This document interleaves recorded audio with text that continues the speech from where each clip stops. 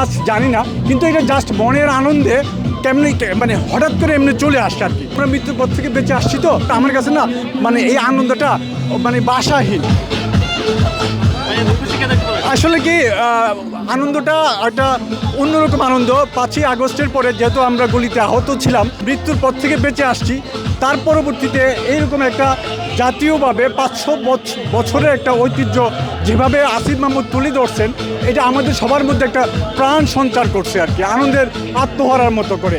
এখানে ধরেন আপনাকে কেউ যদি অনেক টাকাও দেয়, এরকম বিনোদন আপনি পাবেন না। এই কারণে আমার সাংঘাতিক ভালো লাগছে। গত বছরও আমার একটা ড্যান্স ভাইরাল হয়েছিল।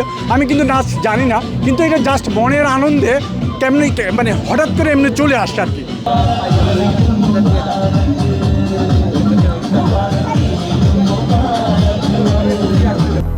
200-র বেশি সার্ভিস ও ফিচারে লেনদেনের সব বিকাশ অ্যাপে সম্ভব।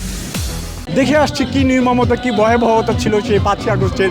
আমি তখন ঢাকা ইউনিভার্সিটি সারাদিন থেকে করতাম, আন্দোলন করতাম। আসিফ মাহমুদের পাশেই ছিলাম, আসিফ নজরুল স্যারের পাশে এক দফার ঘোষণা করার সময় ওইখানেও ছিলাম। উত্তরাতে সার্বক্ষণিক আন্দোলনে অংশগ্রহণ করতাম, বীরপুরক গ্রহণ করছি। এই কারণে কি আমরা মৃত্যুর পর থেকে বেঁচে আসছি, তো এই কারণে আমাদের কাছে বিশেষ করে আমার কাছে না মানে এই আনন্দটা মানে ভাষাহীন। সব দলকে নিয়ে, সব সাংস্কৃতিক অনুষ্ঠানের সংগঠনগুলোকে নিয়ে, যাতে করে গত বছর যে এরকম অনুষ্ঠানটা করেছিল, এরকম আয়োজন ছিল, এইরকম আয়োজনটা যদি সরকারের পৃষ্ঠপোষকতায় সবাই সর্বদলীয়ভাবে সব সংগঠনগুলোকে নিয়ে করে, এটা একটা জাতির মধ্যে একটা প্রাণ সঞ্চার করবে, আনন্দের বন্যা বয়ে দেবে। এই জন্য আমি মনে করি আমাদের তো আমরা প্রত্যেক দিনই দেখি মৃত্যুর খবর, অ্যাক্সিডেন্ট হয়ে মারা যাচ্ছে, কেউ টাকা পয়সা মানে ক্ষতিগ্রস্ত হচ্ছে।